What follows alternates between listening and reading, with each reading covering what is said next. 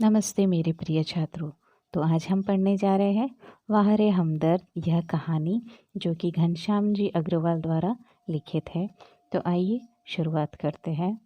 उस दिन जब मैं पूंजीवादी और समाजवादी अर्थव्यवस्था, पूंजीवादी मतलब कैपिटलिज्म, यानी जिसमें जो भी संपत्ति होती है उसको निजी निजी उद्योगों को बढ़ावा देने की बात कहते हैं। और समाजवाद यानी जो भी धन संपत्ति होती है उसका जो नियंत्रण है वो पूरे समाज की तरफ रहे, ऐसा इसमें होता है। अर्थव्यवस्था पर भाषण सुनकर आ रहा था तो लेखक जो है वो समाजवादी और पूंजीवादी अर्थव्यवस्था पर भाषण सुनकर आ रहे थे। अब फिर जब लेखक भाषण सुनकर आ रहे थे उस समय लेखक बहुत ज़्यादा जोश में थे। तो ऐसा होता है जब भी हम कोई भाषण सुनते हैं एकदम ऐसे अधिक जोश में आ गए थे लेखक, तो उसी जोश में वो साइकिल चलाने लगे। तो फिर वो कहते हैं साइकिल जोश में चला रहा था और कार को गुस्सा अधिक आया। अब ये उन्हें समझ में नहीं आया कि लेखक ज़्यादा जोश में थे या कार जो थी वो गुस्से में थी, है ना। क्योंकि अब ऐसा क्यों कहा है लेखक ने, क्योंकि लेखक भाषण सुनकर आ रहे हैं इसीलिए जोश में है। लेकिन कार कार के साथ भी कोई हादसा हो सकता है, कार ने कहीं किसी से मनमुटाव गुस्सा वगैरह हो सकती है, इसीलिए लेखक ने यहाँ कार को तो गुस्सा नहीं आता है लेकिन ऐसा कहा है कि कार को शायद गुस्सा आ सकता है। दोनों ही अपने अपने स्वभाव से एक दूसरे के टकरा गए। यह मैं निश्चित रूप से नहीं कह सकता, किंतु मेरी साइकिल और वह कार जब करीब आए तो विरोधियों की तरह एक दूसरे को घृणा की नज़रों से देखते हुए आपस में जा भिड़े। यानी जब एक दूसरे के करीब आए तो एक दूसरे की तरफ गुस्से से देखने लगे और टकरा गए। मैंने खामखा पूंजीवादी और समाजवाद के झगड़े में टांग अड़ाई। फलस्वरूप मेरी टांग टूट गई। दुर्घटना के बाद आज भी इंसानियत कायम है, यह सिद्ध करने के लिए कुछ लोग मेरी तरफ दौड़े कि अब दुर्घटना हो गई है लेकिन इतनी इंसानियत लोगों में है कि लेखक की मदद करने के लिए सारे के सारे दौड़ पड़े हैं। आँख खुली तो मैंने अपने आप को एक बिस्तर पर पाया। इर्द गिर्द कुछ परिचित अपरिचित चेहरे खड़े थे। आँख खुलते ही उनके चेहरों पर उत्सुकता की लहर दौड़ गई। मैंने कराहते हुए पूछा, मैं कहाँ हूँ? आप सार्वजनिक अस्पताल के प्राइवेट वार्ड में हैं। आपका एक्सीडेंट हो गया था, सिर्फ पैर का फ्रैक्चर हुआ है। अब घबराने की कोई बात नहीं। एक चेहरा इतनी तेज़ी से जवाब देता है, लगता है मेरे होश में आने तक वह इसीलिए रुका रहा। अब मैं अपनी टांगों की ओर देखता हूँ। मेरी एक टांग अपनी जगह पर सही सलामत थी और दूसरी टांग रेत की थैली के सहारे एक स्टैंड पर लटक रही थी। यानी लेखक का जो एक पैर है वो टूट गया था और उसको रेत की थैली लटकाई हुई थी ताकि लेखक उसकी कोई भी हलचल ना करे और जो भी फ्रैक्चर है वो जल्दी से ठीक हो जाए। मेरे दिमाग में एक नए मुहावरे का जन्म हुआ, टांग का टूटना, यानी सार्वजनिक अस्पताल में कुछ दिन रहना। अब टांग का टूटना का यहाँ लेखक ने एक अलग मतलब निकाला है कि टांग टूटना, जनरली टांग टूटना का मतलब होता है कि कुछ तो बुरा होना, लेकिन लेखक को यहाँ उनकी खुद की टांग टूटने से ज़्यादा बुरा इसका लग रहा है कि वो सार्वजनिक अस्पताल में दाखिल हुए हैं। सार्वजनिक अस्पताल का ख्याल आते ही मैं काँप उठता हूँ। काँप उठना यानी घबरा जाना। अस्पताल वैसे ही एक खतरनाक शब्द है, फिर यदि उसके साथ सार्वजनिक शब्द चिपका हो तो समझो आत्मा से परमात्मा के मिलन होने का समय आ गया है।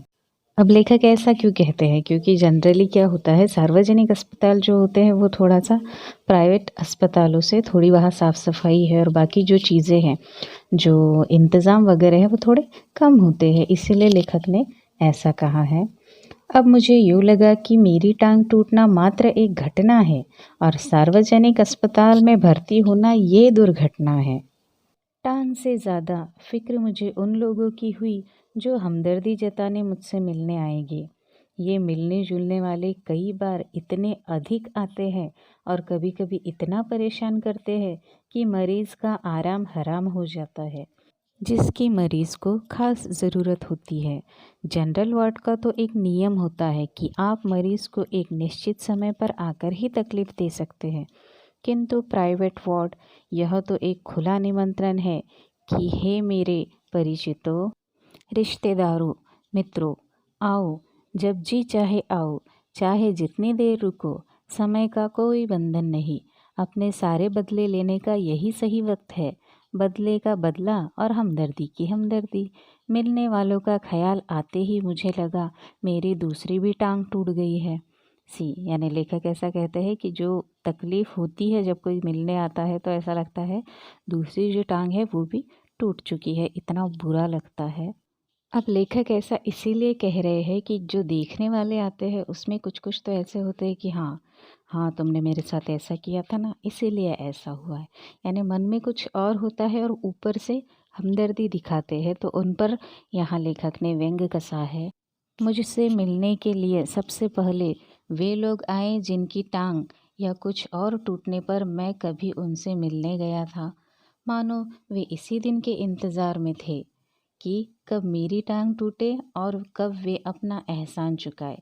इसकी हमदर्दी में यह बात खास छिपी रहती है। देख बेटा, वक्त सब पर आता है। एक दिन तुम हमारा पैर देखने आए थे, आज हम तुम्हारा पैर देखने आए हैं। यानी लेखक वही कहना चाहते हैं कि यहाँ बदले की भावना से भी कुछ कुछ लोग मिलने आते हैं। अगला पैराग्राफ। दर्द के मारे एक तो मरीज को वैसे ही नींद नहीं आती, यदि थोड़ी बहुत आ भी जाए तो मिलने वाले जगा देते हैं, खास कर वे लोग जो सिर्फ औपचारिकता निभाने आते हैं। इन्हें मरीज से हमदर्दी नहीं होती, ये सिर्फ सूरत दिखाने आते हैं। ऐसे में एक दिन मैंने तय किया कि आज कोई भी आए मैं आँख नहीं खोलूँगा, चुपचाप पड़ा रहूँगा। ऑफिस के बड़े बाबू आए और मुझे सोया जानकर वापस जाने के बजाय वे सोचने लगे कि यदि मैंने उन्हें नहीं देखा तो कैसे पता चलेगा कि वे मुझसे मिलने आए थे। अतः उन्होंने मुझे धीरे धीरे हिलाना शुरू किया। फिर भी जब मैंने आंखें नहीं खोली तो उन्होंने मेरी टांग के टूटे हिस्से को ज़ोर से दबाया। अब देखो यहाँ कितनी हमदर्दी है कि जो टांग टूटी है उसी को वो दबा रहे हैं। हाँ, मैंने दर्द के मारे कुछ चीखते हुए जब आँख खोली तो वे मुस्कुराते हुए बोले, कहिए अब दर्द कैसा है। दर्द देकर पूछ रहे हैं कि दर्द कैसा है। मोहल्ले वाले अपनी फुर्सत से आते हैं। उस दिन जब सोनाबाई अपने 4 बच्चों के साथ आई तो मुझे लगा कि आज फिर कोई दुर्घटना होगी। आते ही उन्होंने मेरी ओर इशारा करते हुए बच्चों से कहा, ये देखो चाचा जी। उनका अंदाज कुछ ऐसे था जैसे चिड़ियाघर दिखाते हुए बच्चों से कहा जाता है, ये देखो बंदर। बच्चे खेलने लगे। एक कुर्सी पर चढ़ा तो दूसरा मेज़ पर। सोनाबाई की छोटी लड़की दवा की शीशी लेकर कथकली डांस करने लगी। रप रप की आवाज़ ने मेरा ध्यान बटाया। क्या देखता हूँ कि सोनाबाई का एक लड़का मेरी टांग के साथ लटक रही रेती की थैली पर बॉक्सिंग की प्रैक्टिस कर रहा है। मैं इसके पहले कि उसे मना करता, सोनाबाई की एक लड़की ने दवा की शीशी पटक दी। सोनाबाई ने एक पल लड़की को घूरा, फिर हंसते हुए बोली, भैया पेड़े खिलाओ, दवा गिरना शुभ होता है। दवा गई समझो, बीमारी गई। इसके 2 घंटे बाद सोनाबाई गई। यह कहकर कि फिर आओगी, मैं भीतर तक काँप गया यानी दोबारा लेखक सोनाबाई के आने की खबर सुनते ही डर गए। कुछ लोग तो औपचारिकता निभाने की हद कर देते हैं, विशेषकर वो रिश्तेदार जो दूसरे गांव से मिलने आते हैं। ऐसे में एक दिन एक टैक्सी कमरे के सामने आकर रुकी। उसमें से निकलकर एक आदमी आते ही मेरी छाती पर सिर रखकर औंधा पड़ रोने लगा और कहने लगा, हाय तुम्हें क्या हो गया, कार वालों का सत्यानाश हो। मैंने दिल में कहा कि मुझे जो हुआ सो हुआ, पर तू क्यों रोता है, तुझे क्या हुआ है। वह थोड़ी देर मेरी छाती में मुंह गड़ाए रोता रहा, फिर रोना कुछ कम हुआ। उसने मेरी छाती से गर्दन हटाई और जब मुझसे आँख मिलाई तो एकदम चुप हो गया। फिर धीरे से हंसते हुए बोला, माफ़ करना, मैं गलत कमरे में आ गया था। आजकल लोग ठीक से बताते भी नहीं, गुप्ता जी का कमरा शायद बगल में है। हे। अच्छा भाई माफ़ करना, कहकर वह चला गया। अब वही रोने की आवाज़ मुझे पड़ोस के कमरे से सुनाई पड़ी। मुझे उस आदमी से अधिक गुस्सा अपनी पत्नी पर आया, क्योंकि इस प्रकार रोता देख पत्नी ने उसे मेरा रिश्तेदार या करीबी मित्र समझकर टैक्सी वाले को पैसे दे दिए थे।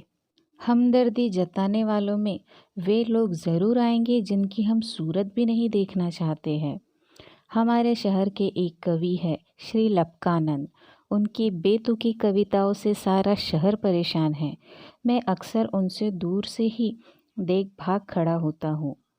जानता हूँ जब भी मिलेंगे 10-20 कविताएं पिलाए बिना नहीं छोड़ेंगे। एक दिन बगल में झोला दबाए आ पहुँचे।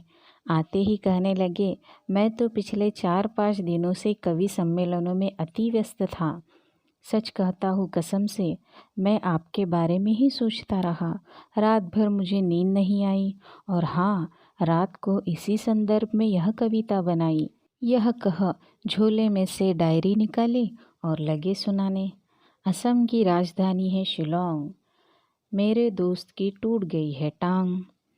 मोटर वाले तेरी ही साइड थी रॉन्ग। कविता सुनाकर वे मुझे ऐसे देख रहे थे मानो उनकी एक आँख पूछ रही हो कहो कविता कैसी रही, और दूसरी आँख पूछ रही हो बोल बेटा अब भी मुझसे भागेगा।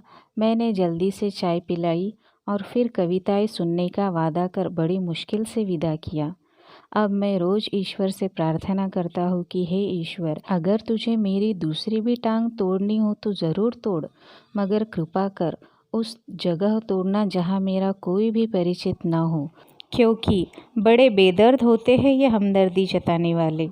ये लिया है हंसी घर के आईने से। तो इस तरह हमने यहाँ हमारी ये कहानी ख़त्म की। अगर आपको ये वीडियो पसंद आता है तो प्लीज़ मेरे चैनल को लाइक शेयर और सब्सक्राइब करना ना भूलें। धन्यवाद।